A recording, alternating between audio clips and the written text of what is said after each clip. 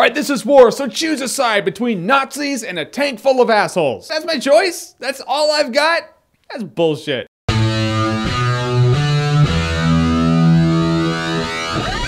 Fury. So Fury is a movie set in World War II. It follows this crew of I don't even want to call them they're really dicks. They're a crew of douchebags in a tank led by Brad Pitt, and then this new guy comes into the scene. He's this young kid. He's seen no action whatsoever, so ultimately they're like, oh, you're an outcast. You feel like they don't accept him, and you kind of chalk it up to first day hazing, but this movie lasts about 1 or 2 days. I think 2 days max, probably 1 day. In which case the hazing never ends, so he never bonds with them, so you just feel like he's an outsider and you root for him and you see them all as the shitheads. And among all this, you have the standard World War II situations, fights and heads exploding and artillery going off. Now I'm gonna talk about what the movie did right. First of all, like I said, the war scenes are actually really exciting. They're good. When it's intense, it's intense. You feel like you're in the tank. You feel like you're part of the crew. It makes you root for the new kid, and that's good because you're supposed to root for the new kid. And you grasp the concept that war is ugly. It's very violent. There's nothing heroic about it. You feel like finally a movie did something to show you that there are no medals. No one's like, oh yeah, that was glorious and thank you. Heroes and shit. No, it's just all dirty and no one wants to be there and it's just anger. But they do it because they have to, but it doesn't change the fact that it is very ugly, and sometimes to fight monsters, you have to be an asshole. Even Shia LaBeouf was good in the movie. I am a person, I like a comeback. Shia LaBeouf has had his fair share of problems in the past few years, but I want to see the dude succeed, and this movie shows that he is a good actor. So just, dude, seriously, keep yourself out of the tabloids and I think you're on your path. Okay, that being said, here's me. I hate this guy. I'm gonna get that out of the way right now. There are shitheads and assholes. Then there are bullies.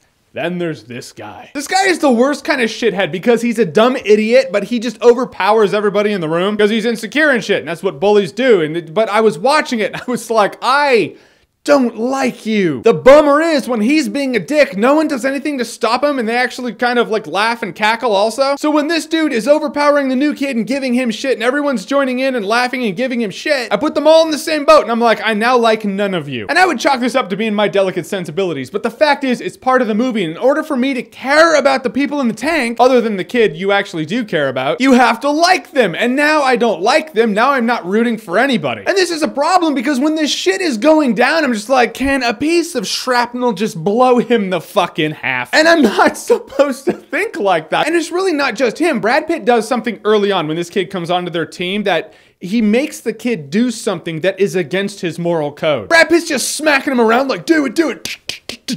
He puts his hand on it. I mean, all right, this isn't really a big thing. He kills a guy. Granted, he was a Nazi, but he was a prisoner. I'm just saying the kid didn't want to do it. It's easy to say, yeah, he was a Nazi, burn them all, but I kind of see it like Faramir. You know, when he was like, why did that guy gear up? Why was he fighting us? What lies was he told? Was he threatened? And later on in this movie, it does show a bunch of children like hanging and they're dead and they have signs around their necks saying we wouldn't fight. So knowing that the SS would do that to people who wouldn't fight, what if that's what happened to this guy? What if they strung up a bunch of kids and looked at this guy and they were like, you're gonna fight for us, otherwise we're gonna do that to your children. You can go around and round and round, but the guy is an unarmed prisoner now. And anyone's sensibilities about it don't matter except the kid in this scene. So when he's like, I don't want to kill the unarmed prisoner, and Brad Pitt's character makes it happen, now I'm like, all right, well, Brad Pitt's character's a dick. It's kind of like morality rape. You can't force someone to do something like that. Michael Pena actually added something to it. Every time he was kind of a dick, he was kind of funny about it, and I liked that. If you're gonna be a dick, kind of be funny about it. It wasn't until this scene in the movie that I think should have just been taken completely out of the movie. There's a scene where they go into this house and they have dinner with these two girls. It's one of those implied, like, all right, the young kid can have sex with one of them, but you're like, is that the spoils of war? Point is, 30 minutes later, I was like, this scene is still happening.